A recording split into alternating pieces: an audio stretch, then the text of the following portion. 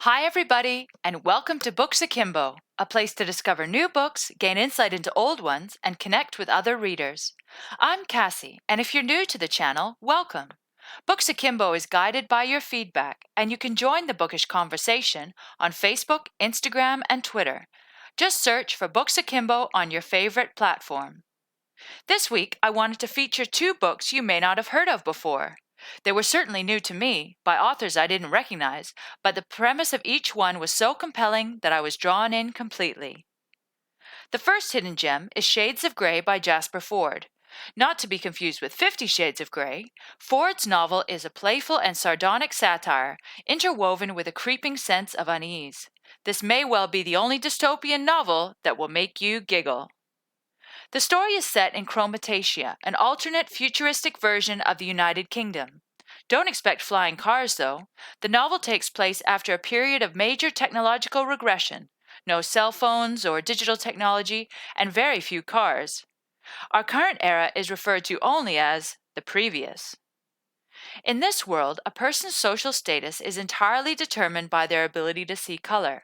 Why? Because in this world, most humans have lost the ability to see the full spectrum of color and are completely night blind. Gray citizens, who can see only in monochrome, are forced to do all the manual labor and have very few freedoms. Those who can see red are next in rank, all the way up the spectrum to the ultraviolets. When Chromatatia citizens take their color perception test at age 18, their rank is determined for life. Color vision is mostly inherited, so making a good marriage match is critical for a family's chromatic advancement. However, random mutations in color perception can occur, which keeps just enough dynamism in society to make things interesting. Enter Eddie Russet, a young red who is sent to the town of East Carmine to do a chair census. That's right, a chair census. It's a punishment. East Carmine and its residents are more than a little bit odd, and things start to happen which make Eddie question his acceptance of society's ways, especially when he meets Jane, a feisty gray who has no intention of accepting her fate. Now, I won't give away any more plot, as the delightful randomness of this book has to be read to be believed. Why is everyone in East Carmine so afraid of swan attacks? Why do they hunt lightning? And where are all the spoons? This is a world where information and inquiry are suppressed. The only relic of the previous time is an old risk game board which they interpret as a map. The reader goes right along with Eddie as he tries to make sense of a world which is both mundane and mysterious. I love the inventiveness of the book and the slow reveal of the story. I would recommend it to anyone who enjoys good writing and is looking for a slightly left-of-center take on the dystopian genre. I give it 9 out of 10. And remember, if you're looking for it online or in the library, the author's name is Ford with 2 F's. Which brings me to Jasper Ford himself. He's a prolific writer, most famous for his Nursery Crime and Thursday Next series. He has a cult following, and every year since 2005, there has been a festival of his works called, I'm not kidding, the Ford Fiesta. It's a celebration of his books and general quirkiness, like the Name That Fruit competition and speed readings of Hamlet. Man, if I ever become an author, that's the kind I want to be. The next hidden gem is Me, Cheetah, the Autobiography, written by James Lever. The premise of this book is that it was written by Cheetah, the tame chimpanzee who played Tarzan's companion in 12 movies during the 1930s and 40s.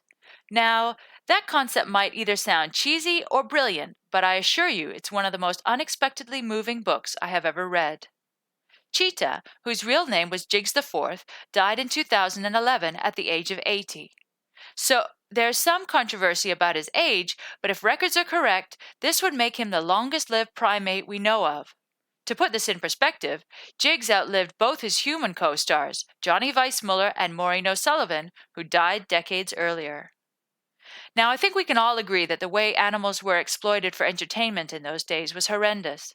I still think it's morally dubious to use animals in show business, and one of the great benefits of CGI is that it removes the need to use real animals. I found this book to be a difficult choice for a review because of the subject matter, but I went ahead because at its heart, this is a book with tremendous wit and pathos. It's an incredible work of imagination on the part of James Lever and uses a unique perspective to bring attention to animal rights. Cheetah, or Jigs, was beaten and often left to languish for hours in his cage when not needed for filming. He was kept isolated from other chimps and therefore learned to socialize with and observe humans to replace relationships he might have had in the wild. The book can be sobering to read, but it's also very funny. Through Cheetah's eyes, we see the movie stars of the 30s and 40s, warts and all. Oh, another disclaimer. This book is definitely not for kids or young teens. The drug-fueled debauchery at that time makes today's showbiz scandals seem tame, and no one, including Cheetah, is minding their language.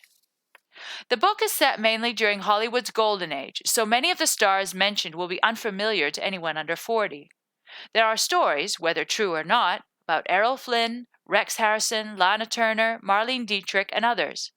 A quick Google search will give some background on the stars while you read, but suffice to say that as an observer, Cheetah sheds light on their human foibles, vices, and insecurities.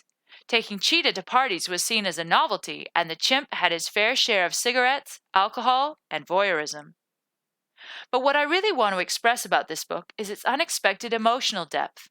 Tarzan himself was played by Johnny Weissmuller, a former swimming champion who immortalized both the look of Tarzan and his iconic yell. Weissmuller was one of the few people to genuinely care for Cheetah, and the affection was mutual. The athletic and teetotal Weissmuller was a wholesome contrast to the prevailing Hollywood ethos at the time, and Cheetah treasured every minute with him. Their final encounter in the last act of the book had me sobbing. This book is not a light and easy read, but will reward you with great writing, biting satire, and a compelling narrator. Kudos to James Lever, by the way, for making the 2009 book release anonymous. The initial credit was given solely to the still living Cheetah, and a literary agent was hired on his behalf. It was only 2 years later that Lever's authorship was actually revealed. So that's the end of this double edition of Books Akimbo. I hope you've enjoyed hearing about some lesser-known literary highlights, and I'd love to hear about your favorite hidden gems. I'm Cassie, and until next time, thanks for listening.